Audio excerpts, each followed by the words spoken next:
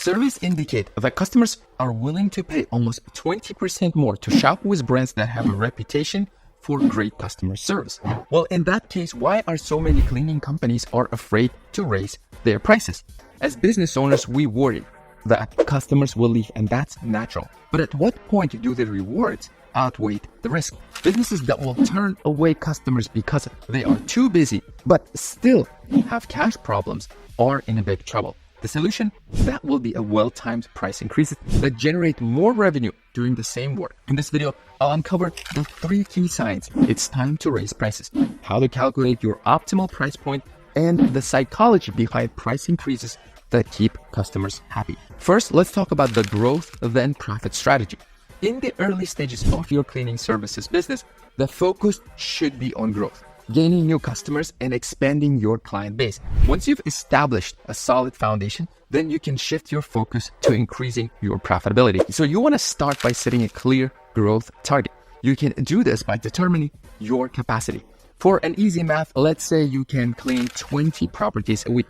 That's your maximum capacity. Once you understand how much work you can do within a week, set clear goals to help get yourself to that point. It's generally best to build gradually towards your capacity to ensure that quality of your work remains consistent. And consistency is super important in this industry. You can measure it several ways.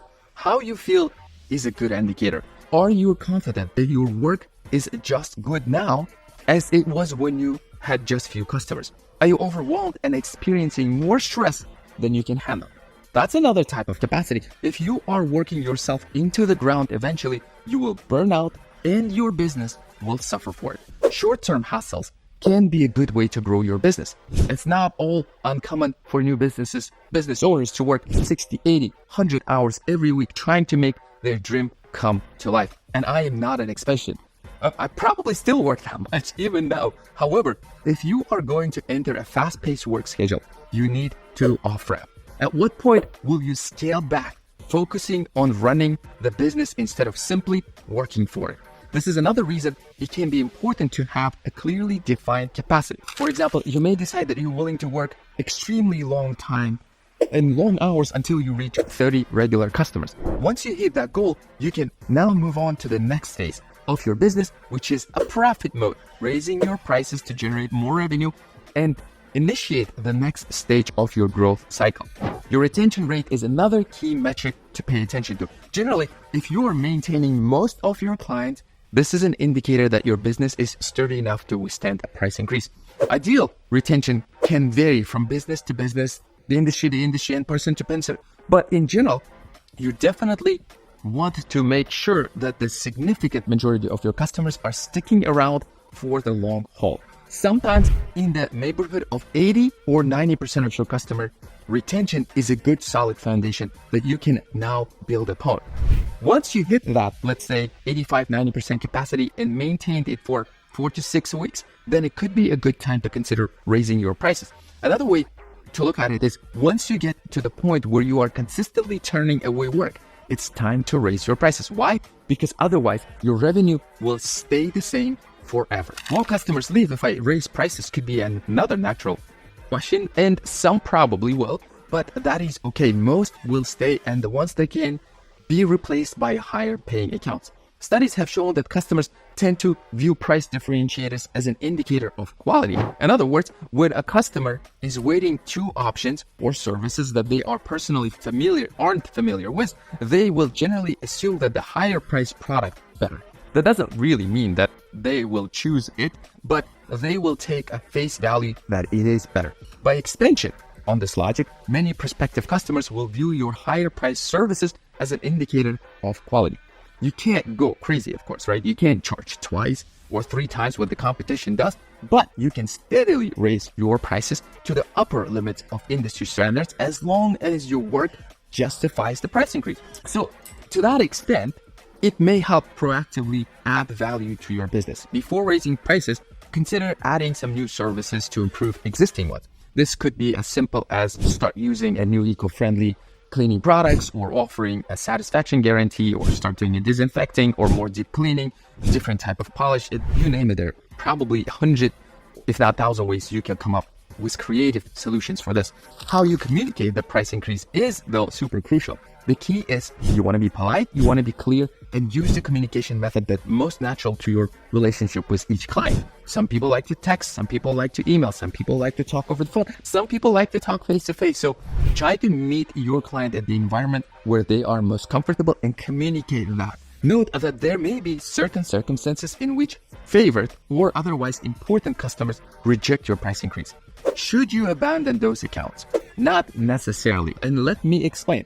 There may be other factors that are more important to you than the price. And for example, it could be consistency. Regular long-term accounts might be more valuable to you than a newer relationship that only requires occasional service, because for me, they are. I go for a long-term, trusted, tested accounts. We have a saying, it's cheaper and more profitable and less headache for us to keep an existing customer happy as opposed to continuously chasing for the new one. So keep that in mind. Maybe apply that philosophy or adapt that philosophy for your business as well. Even your route configurations may play into how you deal with customers who do not want to comply with the price increase. For example, maybe you have a long-term customer who is right in the center of your route.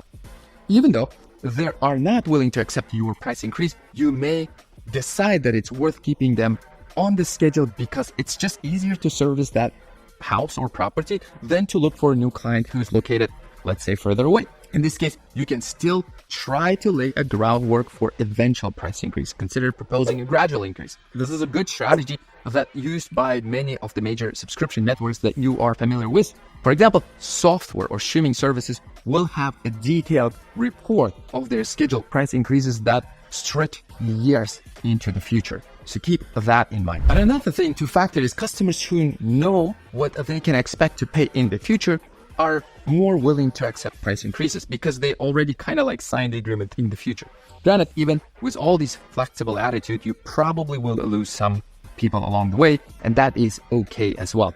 It is important to remember that no customer, regardless of how good they are, can be considered permanent. And that is unfortunate. Like, I wish they could be for my business, for your business. We are both cleaners.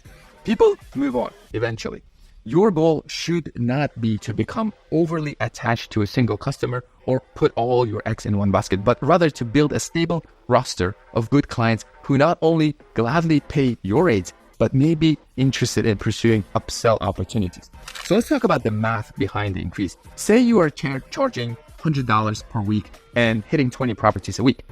Well, what is the math? $2,000 weekly. If you raise your prices 20% and now they are $120, you could lose 3 clients and still make more money because 17 houses multiplied to 120 is 2,040. More than 20, right? So you see the math, how it works out. You're making more money while cleaning fewer properties. And the best part is that the increase is small enough not to scare most people away.